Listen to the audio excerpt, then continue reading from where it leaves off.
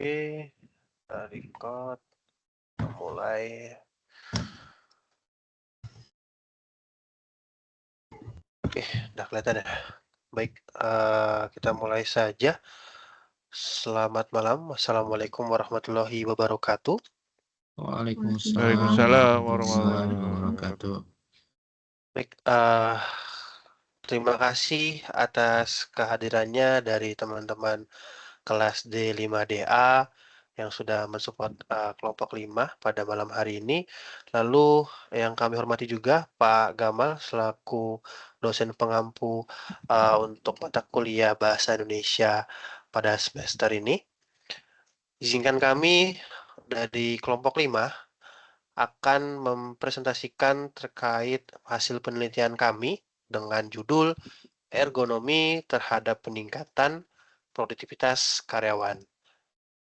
Dan dari kelompok 5 yang beranggotakan Pak Heri Finardi, lalu Bu Farelin Vidya Sakina, saya sendiri Torik Dava Nurdin, dan Pak Dewanto Bagus Anggara Sasmito. Oke, selanjutnya untuk presentasi kami pada malam hari ini, kami akan menyampaikan 4 poin. Yang pertama itu adalah pendahuluan terkait dengan definisi, tujuan, desain, lalu sampai ke lingkungan kerja dan kesehatan karyawan. Yang kedua, metode penelitian terkait dengan pendekatan kami, analisis kami, serta intervensi dan pengujian. Nah, yang ketiga, kami akan menjelaskan dari hasil penelitian kami dan pembahasan untuk kondisi sebelum dan sesudah, lalu implementasi ergonomi dan rekomendasi solusi yang kami tawarkan. Dan yang keempat, terakhir adalah kesimpulan untuk dari hasil penelitian kami untuk penerapan ergonomi produktivitas pada karyawan. Oke, selanjutnya untuk pendahuluan akan dijelaskan oleh Pak Heri. Untuk Pak Heri, dipersilakan Pak. Baik, terima kasih Pak Torik atas kesempatannya. Baik, saya akan coba seperti yang dijelaskan dari Pak Torik sebelumnya, kita ada 4 poin yang akan kita sampaikan pada malam ini. Yang pertama saya akan coba menjelaskan terkait dengan pendahuluan. Baik, di pendahuluan ini kita ada beberapa yang kita mulai dari definisi sampai dengan kesehatan karyawan. Yang pertama yaitu yang pendahuluan, definisi dari pendahuluan yaitu definisi ilmu yang mempelajari interaksi antara manusia dan sistem lainnya. Yang kedua, tujuan dari penelitian ini yaitu meningkatkan keselamatan dan efisiensi kerja dengan pendekatan yang sistematis. Yang ketiga, desain tempat kerja. Penerapan ergonomi dalam desain tempat kerja meliputi aspek fisik dan psikologis. Yang keempat, lingkungan kerja. Di sini lingkungan kerja ini sangat penting, yaitu karena ini terkait dengan kesehatan pekerja, yaitu menyesuaikan tempat kerja dengan kemampuan dan batasan individu. Yang kelima, yang terakhir, yaitu kesehatan karyawan. Prinsip ergonomi berkontribusi pada kesehatan jangka panjang karyawan. Baik, next. Selanjutnya akan disampaikan oleh saudari Farelin. Silakan, Mbak Farelin. Oke, terima kasih sebelumnya. Di sini saya akan menjelaskan mengenai metode penelitian. Nah, fokus kita pada metode ini tuh ada 4 poin, yaitu mengenai pendekatan analisa, kemudian fokusnya, berlanjut dengan intervensi, dan terakhir pengujian. Tolong dilanjut. Oke, di sini kan saya coba menjelaskan pertama itu mengenai poin pendekatan. Nah, untuk metode di sini yang kita gunakan itu adalah pendekatan kualitatif dengan metode yang deskriptif.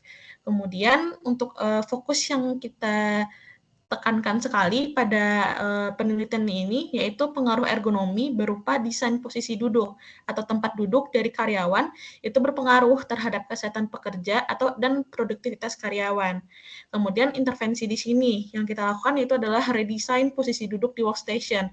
Nah, redesign di sini itu lebih seperti pengubahan dari alat atau tools yang digunakan karyawan agar nyaman duduk selama ada di workstation.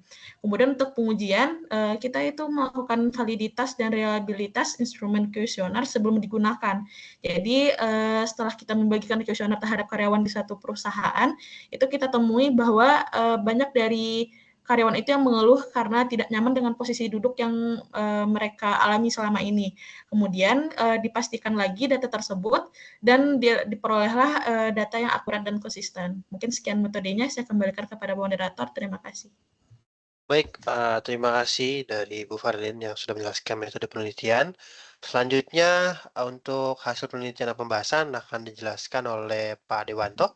Untuk Pak Dewanto, dipersilakan, Pak. Terima kasih, Mas Torik.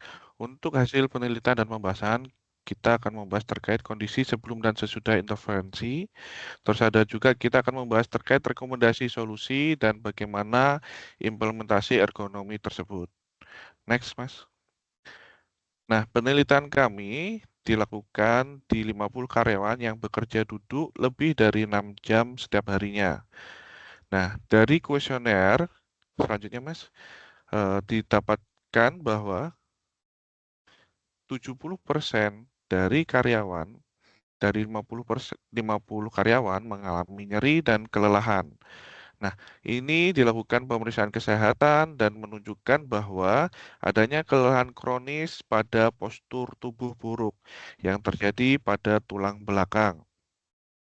Nah, ini ada beberapa rekomendasi solusi yang kami lakukan, yaitu yang pertama adanya kebijakan ergonomi keberlanjutan di perusahaan yang dimana perusahaan itu membuat policy keterkaitan dengan kondisi ergonomi untuk karyawannya. Yang kedua adalah pelatihan rutin bagi karyawan. Yang ketiga adalah evaluasi terhadap workstation atau meja kerja. Yang keempat adalah investasi pada peralatan ergonomis, yaitu kursi dan meja yang dapat disesuaikan. Selanjutnya, Mas Torik. Nah, dari hasil rekomendasi itu, kami mengambil 3, yaitu yang pertama terkaitan dengan workstation ataupun terkaitan dengan investasi, yaitu sandaran kursi, yaitu penggunaan sandaran yang mendukung postur tubuh karyawan. Yang kedua adalah ketinggian kursi, yaitu penyesuaian ketinggian kursi dan sudut duduk optimal. Nah, yang ketiga, ya, salah satu rekomendasi juga, yaitu dilakukan pelatihan ergonomi bagi karyawan pada saat duduk bekerja di meja kerja ataupun pada saat akan berdiri dari meja kerjanya ataupun dari kursinya. Nah, selanjutnya, Pak Torik. Nah, ini adalah kondisi setelah intervensi atau setelah dilakukan implementasi.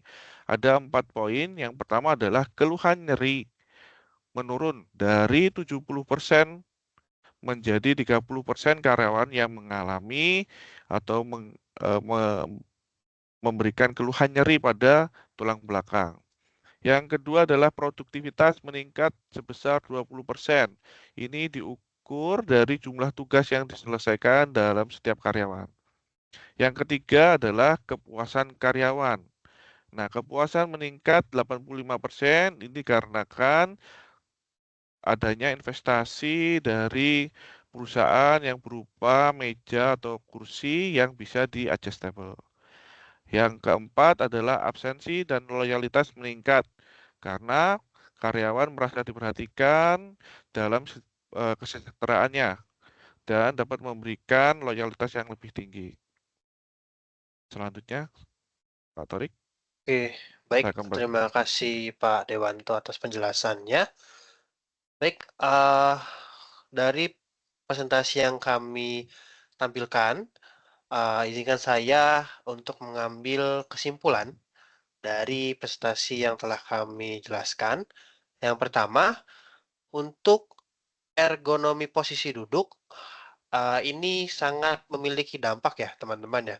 Dampak yang sangat signifikan terhadap kesehatan dan produktivitas karyawan. Terbukti tadi sudah di survei bahwa beberapa karyawan, dari 50 karyawan itu 70%-nya mendapati mereka mengalami nyeri punggung ya, dan kelelahan. Nah, kelelahan ini juga dapat mempengaruhi produktivitas karyawan dalam bekerja, sehingga nantinya mereka tidak fokus dalam bekerja. Lalu yang kedua, ternyata desain ergonomi ini sangat membantu untuk mengurangi gangguan muskuloskeletal atau nyeri punggung, dan selanjutnya meningkatkan kenyamanan bekerja. Itu sudah pasti karena ketika tidak ada gangguan pada tubuh kita, kita lebih dapat fokus dan nyaman bekerja, serta pastinya untuk perusahaan juga kita dapat memberikan kinerja yang efisiensi dan memberikan kenaikan untuk produktivitas. Lalu yang ketiga, secara feedback, perusahaan juga perlu untuk menerapkan peraturan ergonomi atau policy ergonomi untuk menciptakan lingkungan kerja bagi karyawan yang sehat serta bisa menimbulkan efek produktivitas bagi perusahaan tersebut.